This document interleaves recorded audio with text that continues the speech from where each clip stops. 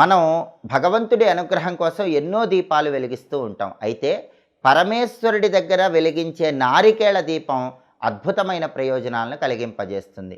కార్తీక మాసంలో వచ్చే ఏ సోమవారం అయినా సరే ఈశ్వరుడి దగ్గర నారికేళ దీపాన్ని వెలిగిస్తే లక్ష్మీ కటాక్షం కలుగుతుంది, శివానుగ్రహం కలుగుతుంది.